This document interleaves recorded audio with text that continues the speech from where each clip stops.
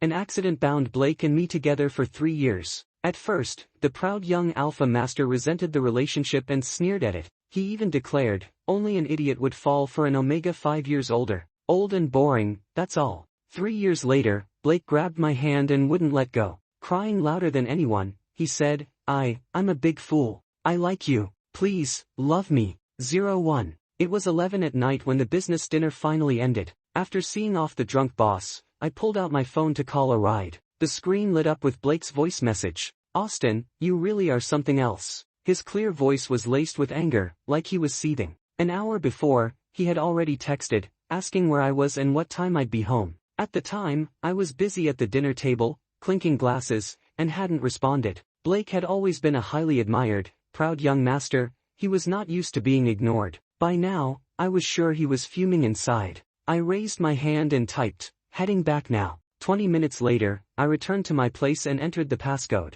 The door had barely opened a crack when a hand shot out of the darkness and yanked at my collar, pulling me inside. My back slammed against the hard wall. I frowned and swallowed a grunt. The alpha's domineering pheromones filled the entire apartment. The scent of winter pine, crisp and biting. Completely unlike Blake's usually explosive temperament. You actually came back. He slammed me against the door. Sharp brows, dark eyes, thin lips pressed into a straight line. I pushed him lightly, but he didn't budge. I had to explain softly, I had an important engagement, couldn't leave right away. Don't you know what day it is? His chaotic scent assaulted my neck, Blake's pheromones rushing into me like a tidal wave. Entwining with my heated glands, alcohol amplifying the heat, my mind spun. Speak. Blake wasn't satisfied with my silence. He leaned down and bit my neck. I gasped sharply, bracing myself, and released pheromones to calm him. I reached up, hands on his shoulders, and murmured along with his kiss, I know. Today was his sensitive phase. Blake's anger subsided slightly, but his strong, possessive pheromones filled my glands, threatening to overwhelm them. You knew and still didn't reply, coming back so late, caring about work more than me. He muttered, tugging at my tie. His brisk movements tore 2 buttons off my shirt. Soft, precise kisses traced my collarbone downward. Fingers threaded through his hair, gripping tightly. I tilted my head, enduring. During his sensitive phases, Blake became clingy, shedding pride, and willingly sinking into this with me. At times like this, I couldn't help but feel, as if he actually liked me. 02. The rich scents of rose and pine intertwined. My legs went weak, and as I slipped downward, Blake caught me at the waist, lifting me onto the sofa. He buried his face in my shoulder, inhaling deeply, then suddenly lifted his head, his expression cold. Furrowed brows, why do you smell like another alpha? Alpha pheromones are naturally repulsive to each other, and Blake was in his sensitive phase. His pheromones carried an extra edge, pressing down on me. Pain surged, cold sweat broke out along my back. Must have gotten it at the party. Too many people, I didn't notice. You reek, and I hate it. I'll make sure to handle it next time. Just thinking about other alphas putting their unwanted scent on me at the dinner made him flare with frustrated heat. You're that desperate for money, you had to drink with those obnoxious alphas? That's work. Blake's eyes darkened, staring at me. Tonight he was unusually stubborn, which made me tentatively ask, you're not jealous, are you? Blake paused, then laughed, as if I'd said something absurd. I just want to remind you, don't forget who you are, don't attract attention outside. Right. I was just an accident 3 years ago, forcing him into this binding arrangement. In the end, I was just his human pheromone regulator. Except for the soothing he needed during his sensitive phases, he had no feelings for me at all. The steamy bathroom blurred my vision, alcohol making my head spin. My hands bound behind me, back pressed against his broad, heated chest. Sharp teeth pierced swollen glands. Blake's bite was stronger than usual, punishing my careless words. The crisp pine scent quickly covered the other traces on me. The sudden pain made me groan hoarsely, which only made his actions more fierce. My body shifted, Blake's handsome face flickering under the light. Throughout the night, I lost count of how many times I'd been marked. My glands went from aching to numb. Half conscious, I heard Blake's words again. Next time, don't get too close to other alphas. I guessed it was his alpha possessiveness. To make things easier on myself, I nodded obediently. Got it. But who knew what next time would bring, and whether it would still involve him. 3 years had passed. Blake's pheromone imbalance should be almost cured. Once he recovered, it would be the end of our contractual arrangement. 03. We first met in a bar. I was working day jobs in office buildings to cover my mother's medical bills and moonlighting at the bar at night. 5 minutes before the end of my shift, I leaned against the bar, drinking, smoking, blowing smoke rings. Next to me, an outrageously handsome face suddenly appeared. The young guy saw me hesitate slightly, then spoke stiffly. "Wanna hook up?" Clearly a suggestive proposition, but delivered with a look like he was ready to die on the spot. I'd lived 24 years and had my share of admirers, but none of them hit the exact spots I liked the way he did. Maybe it was the alcohol, maybe it was just raw attraction. I agreed, sure. At the hotel upstairs, while he checked in, I noticed his ID, Blake, 19 years old. I glanced at him, slightly surprised. Delicate features, tall, long legs, impeccably dressed. I wondered which rich family raised a young master who had just come of age and already knew how to seek pleasure. We followed him to the room, swiped the card, and entered. Blake froze, staring straight at the bed covered in rose petals. I shrugged off my coat, sat on the edge, and patted the space beside me. "Sit." Blake suddenly stiffened like a startled cat. "Why, you're in too much of a hurry." He clenched his fists and tried to back away, but stopped mid-motion under my questioning gaze. I softened my voice. "You seem nervous. I mean, why don't we just sit down and talk first?" "You seem experienced," he said, glancing at me awkwardly. I chuckled. "Not really. It's my first time too. But we can't just keep standing here, can we?" As I spoke, I quietly released pheromones, testing for compatibility. From the moment we met, I could smell his faint pine scent. Yet after a while, there was no response. Could he also be an Omega? I didn't give up and released more pheromones. Slowly, the air filled with my rose-scented pheromones. Finally, Blake reacted, but something was off. 04. He suddenly clutched his mouth and nose, stumbled backward, and collapsed onto the floor, his face flushed and breathing ragged. "What's wrong?" I rushed over, trying to help him up. Blake waved me off, eyes wary and uneasy. "What did you do to me? It's so hot." Me? I hadn't said much, and I wondered, was he trying to trap me somehow? "You smell so good." "No, wait. Stay away from me." He curled up, cold sweat dripping, panting. A surge of intense alpha pheromones erupted. I accidentally inhaled a bit, and my glands quickly heated. "You're in your sensitive phase, don't you know?" I was also hypersensitive to his pheromones. Instinct told me this was bad. Blake's expression was indescribable, disbelief mixed with confusion. His lips trembled. "But I'm beta." No sooner had he spoken than his eyes rolled back and he passed out. Under my pheromones, Blake's beta had undergone a secondary shift into alpha. It triggered a new symptom, pheromone imbalance. Because our pheromones were 98% compatible, only I could assist with the treatment,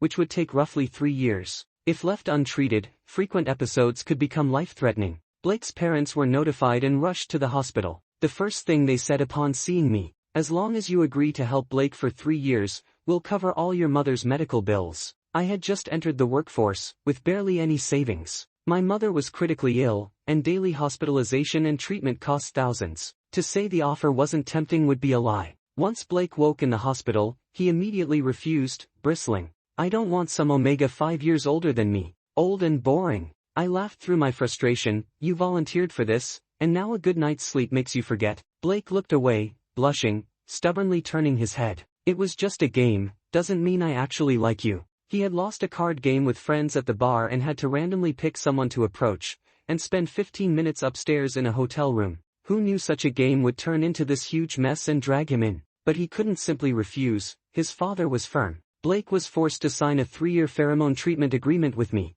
I chose to agree, and secretly harbored other intentions. I kind of liked Blake, hoping feelings might grow over time. Later, I realized that hoping for both desire and control at once was foolish. 05. From the start, Blake didn't want to accept this involuntary relationship. He certainly didn't like me. I had tried to show him my feelings later. He snorted. "Lots of people like me. What's so special about an Omega 5 years older?" Chin raised, eyes narrowing, like an arrogant cat. I couldn't change the age difference. But over the next 3 years, I tried in every other way to win his affection. The result? Not exactly what I'd hoped. 3 chaotic, absurd days finally passed. I climbed out of bed, every muscle aching. Blake, still young and oblivious to limits, had stamina like a bull. I held back cursing and went to the bathroom to freshen up. The clothes I had worn were torn, so I grabbed a change from his wardrobe. In the living room, I saw that bull, Blake, sitting on the sofa, legs stretched out, busy with his laptop.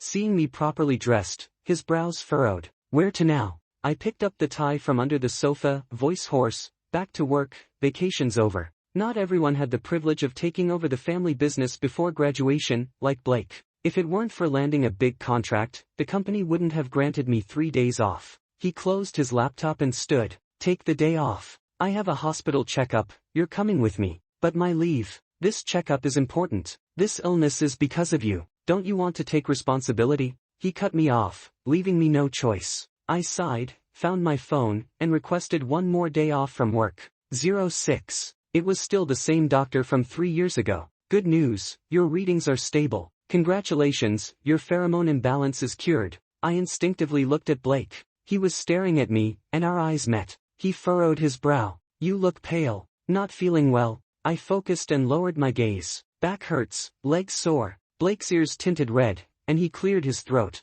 Rarely, he smiled gently at me. Wait for me in the car. I nodded, lost in thought, and quickly left the hospital. Standing by the roadside, I thought of that brief smile. Finally, I could be free of this relationship he had always resented. He should be happy. Before long, Blake came out carrying a bag and placed it on the back seat. Through the open zipper, I saw it was full of inhibitors. Once in the car, I couldn't help asking, that many inhibitors? Blake drove, looking unusually cheerful. I'm fine now. I'll need these from now on. Translation, he no longer needed me. Although I'd anticipated this day, my chest still ached. The glands at the nape of my neck throbbed, and I exhaled. So, what about us? Ring, ring. Blake's phone rang, cutting me off. He connected via Bluetooth and answered. After hanging up, he told me, my parents got the news that I'm cured. They want us to come back to the old house now. I guessed what was coming. It had to be faced eventually. I nodded. Let's go. The car arrived at the old family estate. Blake was called to his father's study.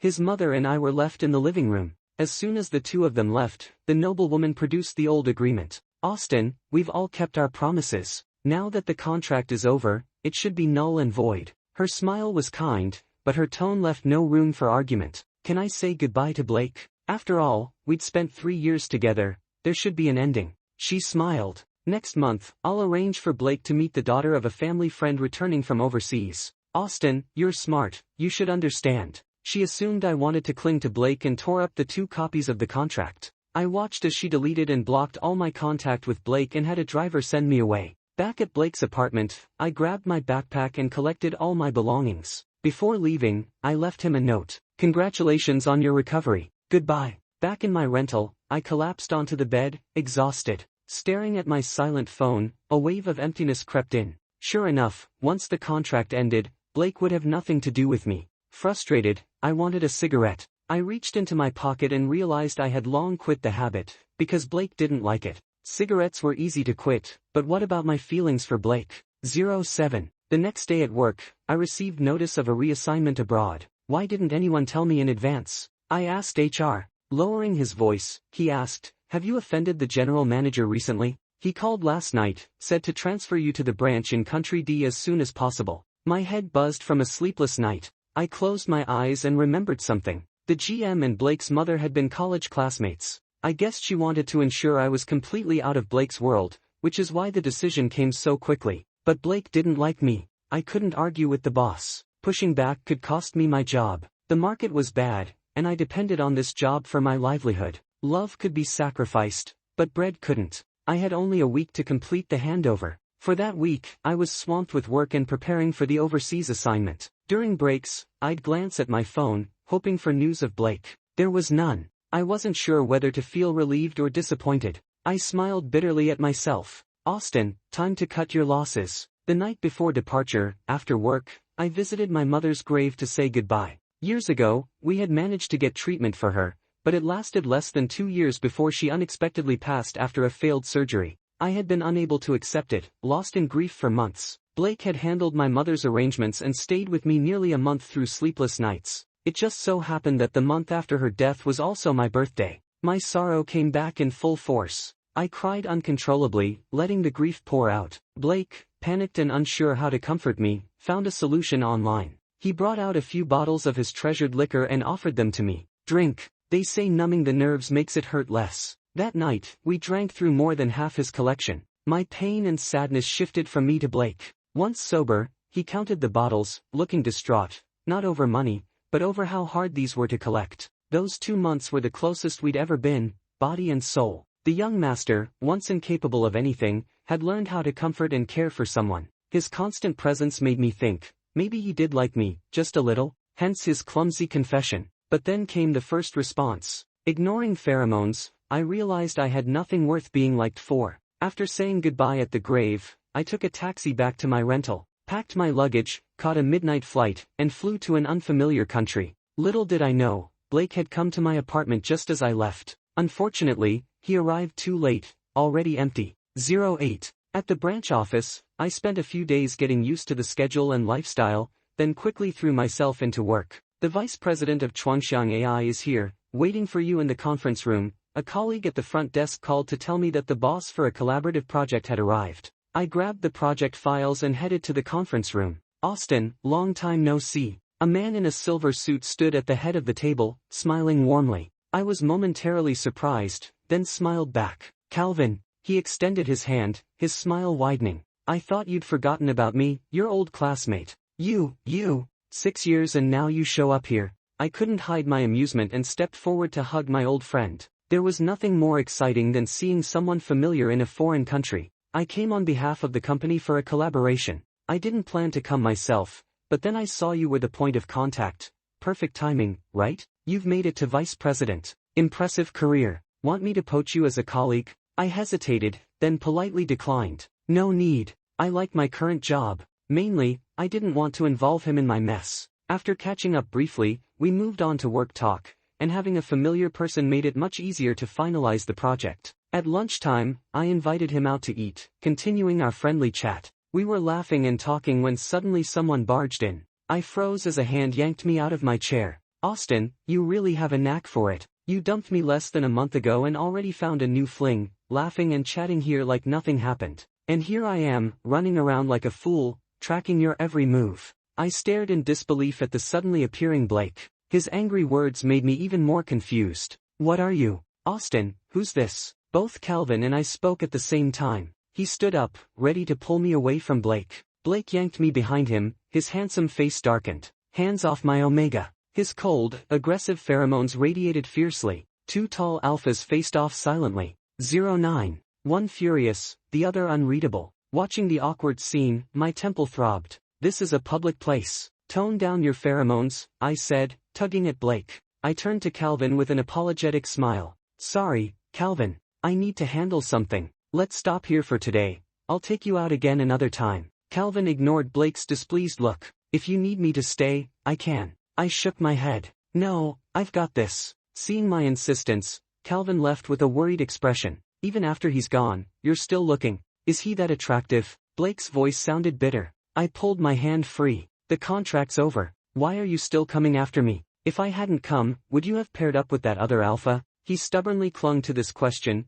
desperate to clarify our relationship. Blake, it's over between us. Whoever I date or marry now has nothing to do with you. You still want to marry him? His voice rose, eyes reddening. Austin, you stayed with me for money, agreed to my parents' terms, and now you leave without a word. Do you have any sincerity at all? The grievance in his words almost spilled over. He was the one who said he didn't like me, and now he was complaining that I left without notice. I left a note before I went, and your mother made sure we were completely cut off, not only deleting and blocking all my contact with you, but also having me transferred to this foreign country for work. I thought I had nothing to apologize for. What note? Are you saying you left the old house because my mom sent you away? He furrowed his brow. As expected, he knew nothing. I glanced at my watch. Lunch break was nearly over. I've said what I needed to say, Blake. Let's leave it at that. Don't come after me again. He froze for a moment, unsure, and by the time he reacted, I had already walked out of the shop.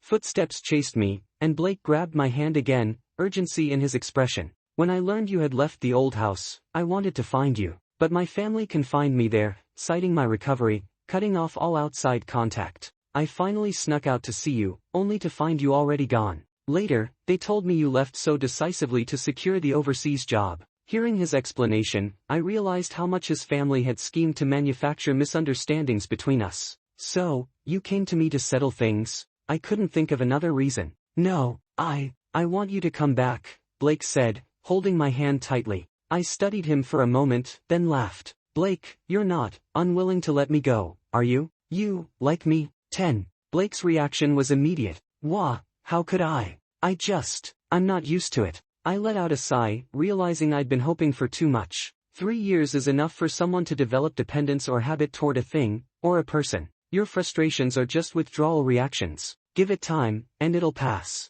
Just like my feelings for him, maybe they'd fade with time. I convinced myself, while also giving him an excuse and a way to step back. Blake's expression was complex. He sensed something off. His irritation wasn't due to some withdrawal, but he couldn't pinpoint why. My phone buzzed, colleagues asking where I was. Work hours had started. I turned and left. Blake ruffled his hair in frustration and followed step by step. I ignored him. At the office building, he was stopped at the ground floor facial recognition gate. Seeing me walk away, he tried to force his way through but was blocked by 2 security guards, unable to reach me. The rest of the afternoon passed without him bothering me. After work, I returned to the single dorm the company provided, grabbed a quick meal, and went to throw out the trash. I opened the door to find someone in a bare onesie holding a box of cake. Your delivery, a muffled male voice came from inside the costume. I didn't order cake. You must have the wrong place. I was about to close the door when he raised a hand to stop me. No mistake. It's your birthday today. The voice was clearer, and I recognized him. I sighed. Blake, what do you want now? Seeing I recognized him, he removed the hood, revealing his handsome face. His lips were bruised, and his forehead slightly swollen. You didn't fight those security guards this afternoon, did you? I frowned. Blake's mouth twitched. They tried to shock me on sight and wouldn't listen. I acted in self-defense. Austin, my face hurts so much. He squinted, tears forming at the corners of his eyes, looking pitifully at me. I guessed it was the bear costume that softened me. Come in, I said. 11. I dug through the medicine box, grabbed some pain relief and bruise healing ointment, and tossed it to Blake. I told him to take care of his injuries himself. He had never done this before. After taking off the bear costume, he poured the ointment onto his hands and began smearing it over his face. I tried to stop him, but I was too late. Ah! The sharp ointment burned his mouth corner and eyes. He tried to wipe it off with his hands. Don't move. How can you be this clumsy? I pulled his hands away and carefully wiped the ointment with a wet wipe. Then I led him to the bathroom sink, pressing his head under running water to rinse his cheeks. Blake closed his eyes but was startled by the water, accidentally splashing his shirt. Afterward, I grabbed a towel and draped it over his head. Dry yourself. He yanked the towel off and shook his head vigorously, flinging water everywhere, even onto me. I wiped my face, pushed him gently, and scolded with a smile. Blake, how old are you acting, so childish? He tilted his head back, pushing wet hair behind his neck, revealing his smooth forehead and delicate features. That face, no matter how many times I saw it, still stunned me and made my heart race. My hands smell like ointment. Help me, he said, stepping closer and offering the towel. I sighed and took it. Lower your head. Blake complied, bending slightly to make it easier. His temper was fiery, but his hair was soft and obedient. I ran the towel along the wet strands toward his neck, accidentally brushing against his gland. Blake suddenly grabbed my hand and pulled me into his chest. What are you doing? I raised my arm, pressing it against his chest. Austin, I missed you. He buried his face in my neck, greedily inhaling my rose-scented pheromones. His alpha scent filled the small bathroom, spreading uncontrollably. Our familiar bodies instinctively ignited heat. My waist weakened, pressing against his drenched shirt, breathing slightly parted. Blake unconsciously leaned closer, our breaths mingling. Just as our lips were about to meet, hic! The moment was broken by my belch. Blake shot me a side glance. Austin, that was on purpose, right? I really didn't want anything happening with him, wanting to preserve my resolve to leave. I'm too full to move properly. Oh, I wasn't that eager either. He said it, but his pheromones betrayed him, swirling crazily around me. I reluctantly grabbed a suppression patch and placed it on my gland. Blake's eyes went wide at the sight. He wanted to be angry but didn't dare, pursing his lips like a pouting little pufferfish. 12. If he hadn't suddenly bought a cake, I would have forgotten it was my birthday. I took 2 bites of the cake Blake cut and offered to me, already too full to eat more. The rest was his problem. Even after finishing, he showed no intention of leaving. I glanced at him and issued the guest exit order. We've celebrated your birthday and cleared the air. Consider it a proper farewell. You can go back home now. Blake pouted. Why are you always rushing me away? What identity would I use to keep you here? Oh, right, there's one more thing. I went to the bedroom and retrieved a small gift box for him. He opened it and found a pair of rings. Blake froze in shock and excitement. Are you proposing? No, it's a wedding gift. Me? With who? Your arranged partner. Blake shot up, incredulous. I'm getting married and nobody told me. I raised an eyebrow. Looks like I let something slip. Your mom hasn't told you yet, but it should be soon. Just then, his phone rang. His father called, berating him and ordering him back home immediately to meet the arranged partner. Blake hadn't refused when someone knocked at my dorm door. This time, 2 men in black entered, moving straight toward Blake. Master, apologies. The lady asked us to bring you home. It wasn't just escorting, he was being forcibly taken. Blake tried to resist but was injected with a sedative. Before losing consciousness, he shot me a look full of anger and unwillingness. I exhaled slowly, letting the tension in my chest release. I pulled out my phone and sent a message to Blake's mother. He's gone. Can we move my mom's ashes back now? She quickly replied, understood. I set the phone aside, collapsing onto the sofa, exhausted. After parting from Blake at lunch, his mother had already called, discovering his visit and threatening me to ensure he was brought back. 13. After that, Blake never came looking for me again. Over a month later, I saw news about him. Domestic media reported that the heir of the conglomerate was about to marry the daughter of a real estate mogul. Probably, they were busy preparing his upcoming marriage and had no attention to spare for me. This allowed me to board my plane back home without incident. After completing the project with Calvin, he invited me to meet once I returned. I checked into the hotel and got used to the surroundings. At 8 in the evening, I took a cab to the bar where we had agreed to meet. Returning to that place felt strange, like everything had changed. Meeting Calvin, we drank a few rounds, chatting and laughing, enjoying the night. After another round, he said suddenly, that alpha who came looking for you that day, he's the crown prince. Didn't expect you'd have interacted with him. I twisted my lips. Doesn't count as interaction. He's getting married, you know that, right? Yeah. You look uncomfortable talking about him. Still feelings left over? No, I said without hesitation. Calvin studied me deeply, as if trying to read my soul. I avoided his gaze and swallowed my drink in one gulp. Marry me, Austin. Pft, cough, cough. I was so startled I covered my mouth, coughing, staring at Calvin in disbelief. He pulled a handkerchief from his suit pocket, gently wiping the liquid from my lips. Scared that much? You knew I liked you back in college. I didn't know what to say. Back then, he had confessed, but after I refused,